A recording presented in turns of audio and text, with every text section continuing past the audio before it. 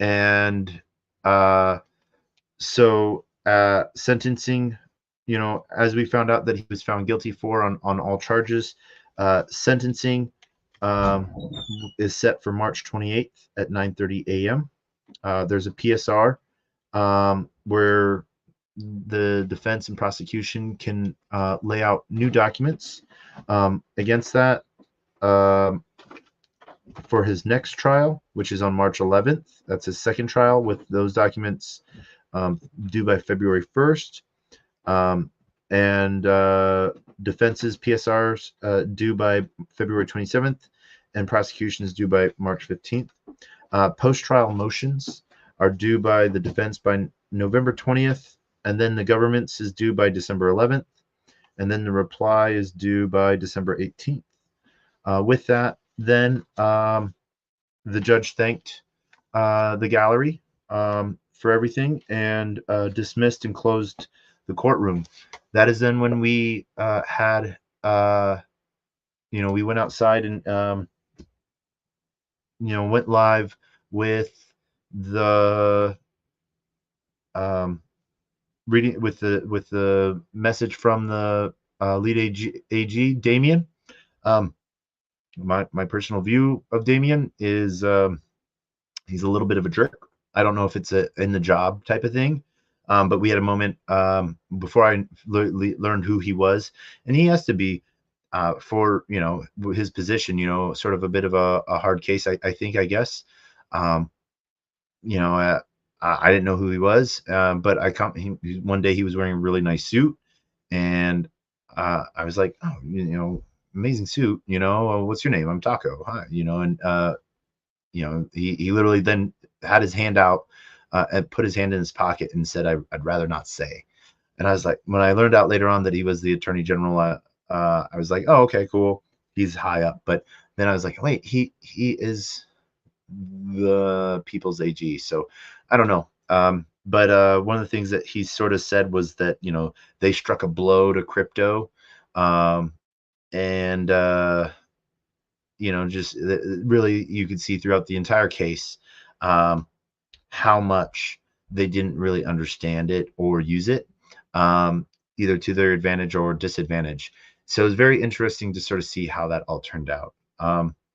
We have some more follow-up stuff tomorrow, and we're actually going to be doing a space tomorrow on Clopper NFT, which is launched live on testnet. So your daily bite of real degen. But this has just been a very interesting journey following through this, and one of the things we also learned, yesterday, that the SEC has sued not press charges, but has filed suit against the founders of SafeMoon. I heard that the DOJ was involved with an arrest. I'm not 100% sure on that, but I did see that SEC charges came across to the three founders of SafeMoon. But to sort of sum this up,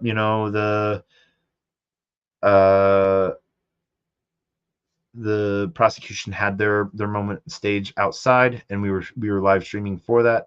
And then the defense, via Michael Cohen, as well had their closing. They'd done a press release statement, and they were grateful to the jury, but they politely disagreed, and they were going to keep fighting on this.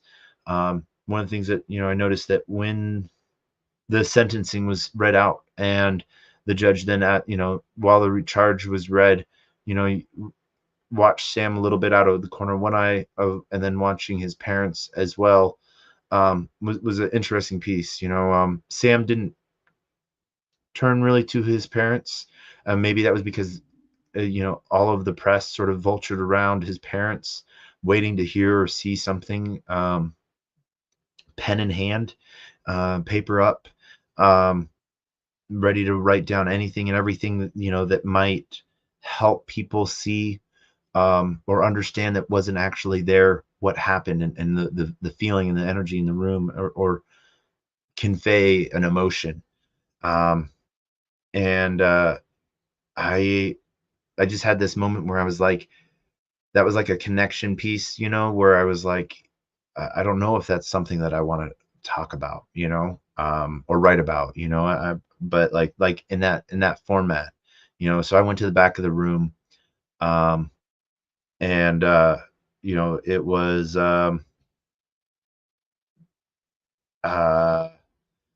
interesting, and uh, as we were then cleared out of the court, and it was interesting, as being in the back of the room, uh, Joe and I, Sam's father, made contact, and we shook hands on the way out, um, and it was seeing. You got to remember, at the end of the day, they are parents, and they just saw their son sentenced to possibly 115 years in prison. Take all of the charges out of effect. I'm talking about parents watching their son get charged, and yeah. So my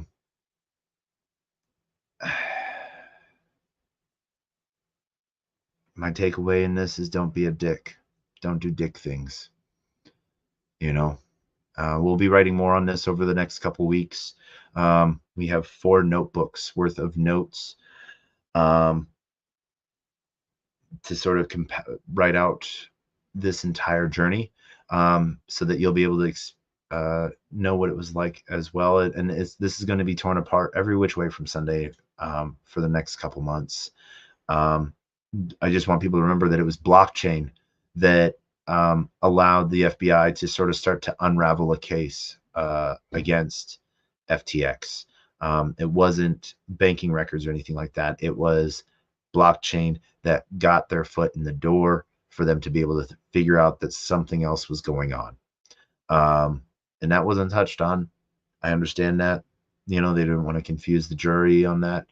But that is one of the things that they sort of said, and what they, yeah.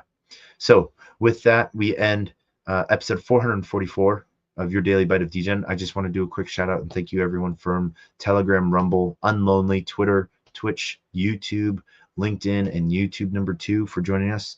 Have a great and wonderful night. Hug those dear and near to you. With that, we end with same 2 things we end every episode with.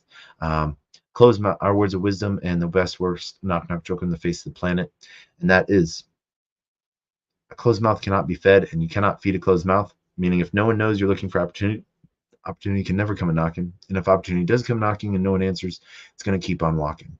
And with that, shout and love to Liam, and then huge hello and thank you for an amazing time and new friendships with all of the reporters that I've sort of been in the hole with the last 4.5 weeks. So really great to meet a lot of the people that talk about crypto all the time, and give them a different perspective, because what's funny is they can talk about crypto, they write about crypto, but they actually can't participate in crypto.